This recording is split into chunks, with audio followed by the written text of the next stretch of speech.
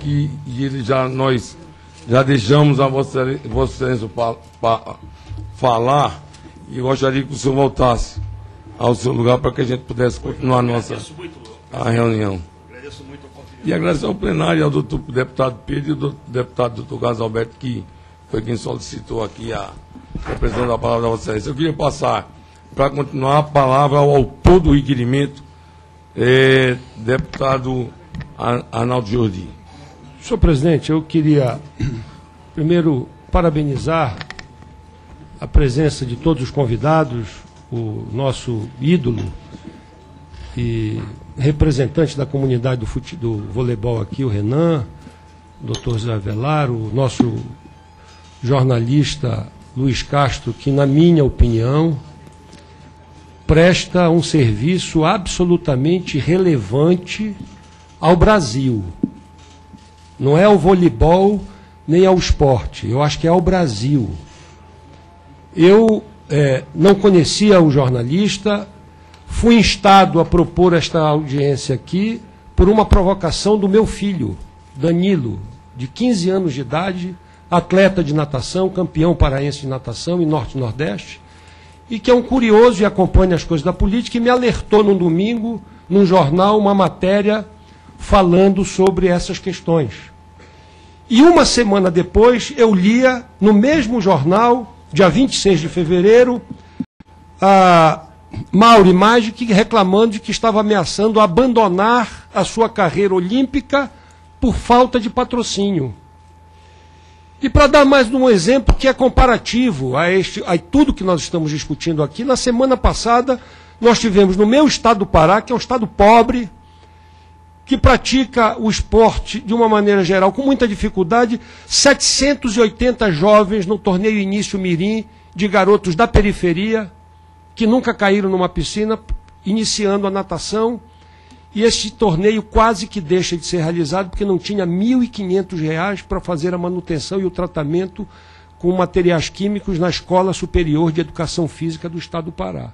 E eu me sinto na obrigação de, diante de tantos milhões aqui revelados, indo para o ralo, não é? Nós deixamos de praticar o esporte e a cidadania brasileira, não é? Num país que tem quase 20 milhões de pessoas que não vão fazer uma refeição hoje, não é, deixando de ter acesso à oportunidade por conta dessas coisas. Então, quero lhe parabenizar, jornalista Luiz Castro, porque, mesmo lendo a matéria, Lúcio Castro, mesmo não lendo, apenas lendo a matéria, não tinha noção da riqueza de detalhes das coisas que foram trazidas aqui pelo seu depoimento emocionado, que emocionou a todos nós, pela gravidade dos problemas que foram trazidos aqui. Nós não estamos aqui, por favor, senhor Sérgio e quem mais queira nos ouvir, nós não estamos discutindo aqui a virtuosidade do voleibol brasileiro. Nós não estamos questionando aqui os méritos e a virtuosidade do Banco do Brasil ao patrocinar. E o senhor aqui nos brindou durante boa parte do seu tempo, falou pouco do assunto, o senhor Zé Avelar, e falou mais. Nós não estamos questionando o Banco do Brasil. Pelo contrário, o Banco do Brasil é uma das poucas instituições que vende o Brasil que dá certo lá fora. O voleibol e a comunidade do voleibol, dos atletas de voleibol representados pelo Renan, é o Brasil que dá certo. E nós nos orgulhamos de você como atleta e como técnico e como tudo que representou. O que nós estamos discutindo aqui são os vilões disso tudo. São os espertos disso tudo.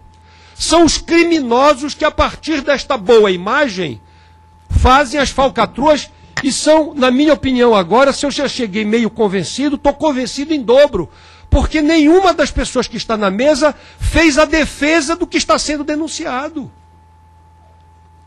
O Renan aqui representa a Confederação Brasileira de Voleibol.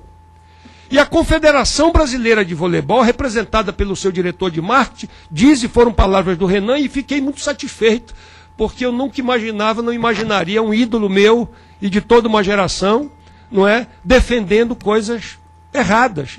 E você me surpreendeu positivamente quando chegou aqui dizendo: eu estou falando em meu nome e pelos valores que eu vou aqui advogar. Parabéns por isso, pelo seu desprendimento nesse sentido. O senhor disse aqui, e aí contradita o que o senhor Sérgio aqui nos colocou, ou deu a impressão de querer defender, que poderiam ter sim algumas inconformidades, admitiu aqui. A CBV admitiu que estancou a sangria.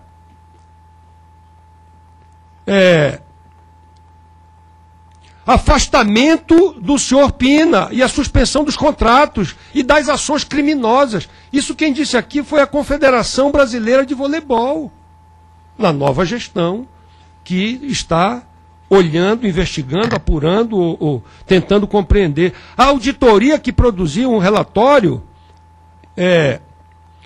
admite que falta conteúdo na gestão e controle. Isso aqui dito pela Confederação Brasileira de Voleibol. Que não dista em nada, talvez apenas no enfoque, na contundência, e a gente compreende os papéis aqui distintos, do que foi dito aqui pelo jornalista Lúcio de Castro. Nós estamos aqui diante de uma quadrilha, pelo que foi... Se 10% do que foi dito aqui foi apurado como verdadeiro. Isso é uma quadrilha. E esta quadrilha não afeta apenas, pelo que eu conheço, apenas a Confederação Brasileira de Voleibol. Isto é muito parecido e talvez simétrico a comportamentos que existem em geral em outras federações, que não é o objeto aqui da nossa, mas pelas coisas que a gente ouve. Então isso é muito sério o que está se discutindo aqui. É muito mais sério, no meu entendimento, presidente, do que quando cheguei aqui para esta audiência, já achando que era coisa séria, não é? Não se trata apenas de uma instituição privada, é uma instituição privada que recebeu, segundo, e ainda que seja um número aproximado, vamos dizer que não seja os 100 milhões, que seja metade, que seja um terço, seja 2 terços, seja 70%, segundo o jornalista, em torno de 100 milhões de recursos públicos. O Banco do Brasil é uma autarquia pública. Portanto, quando diz que não tem muito a ver com o controle, ao contrário, tem tudo a ver. Isso é dinheiro do cidadão brasileiro que paga a terceira maior carga tributária e fiscal do planeta. Num país que tem quase 2 milhões de crianças em estado de vulnerabilidade. Então isso não é brincadeira. Todos nós temos responsabilidade muita com isso, não é? A Confederação recebe, além do patrocínio do Banco do Brasil, recursos do Ministério do Esporte, que é dinheiro público. Portanto, ela está submetida a todas as auditorias públicas e todos os procedimentos do Ministério Público Federal, da CGU e da Polícia Federal, inclusive. Eu já aproveito, senhor presidente, para encerrar as minhas colocações. Eu queria dizer, quer dizer, aqui nós ouvimos aqui o envolvimento, eu queria fazer algumas perguntas. O que é que os senhores sabem sobre o envolvimento do Pisolato nisso? Este gangster,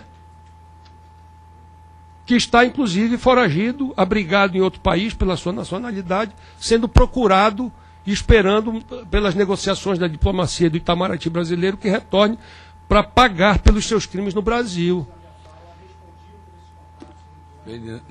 Pois é, então eu queria só perguntar. Segundo, eu não fiquei satisfeito com a resposta do Banco do Brasil, tá certo? E repito aqui, nós não estamos aqui colocando em xeque o Banco do Brasil, que é uma instituição que representa e sempre representou muito bem o Brasil, orgulho nacional, inclusive pelo que faz no esporte.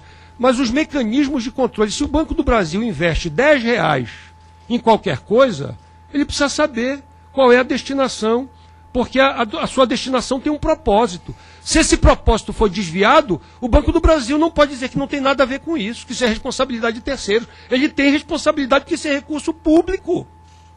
Ele tem o dever, mais do que o direito, de fiscalizar a aplicação centavo por centavo desse recurso. Existem programas na Confederação Brasileira de Voleibol que aplicam recursos ao mesmo tempo, simultâneos, superpostos, do patrocinador e do ministério. Isso está errado, isso é crime. Isso é improbidade. Então eu queria saber você quer perguntar a quem, deputado? Ao Banco do Brasil, essa especificamente, e aos demais o que é que poderiam falar do envolvimento do Pisolato, que eu ouvi a referência do jornalista e gostaria de saber se alguém tem mais alguma coisa a dizer, porque isso é grave demais. E já quero antecipar que acho que o depoimento do senhor Lúcio, eu gostaria de... Ele fez por escrito, pediu uma cópia, está aí nas nossas taquigrafias. Acho que nós devemos, essa comissão, estudar a possibilidade de pedir providências à CGU, ao Ministério Público Federal e à Polícia Federal acerca das denúncias gravíssimas que foram apresentadas hoje aqui nessa sessão. Perfeito, deputado. Bom, eu queria... Depois eu gostaria de falar 2 minutos, porque o senhor fala do mentira, e eu gostaria de falar 2 minutos depois. Eu vou... esse tema é um tema que dá, assim, fica muito acalorado. É preciso a gente só manter um pouco de equilíbrio para que a gente possa tirar frutos dessa audiência pública, porque senão daqui a pouco a gente vai misturar uma coisa com a outra e não chega ao objetivo.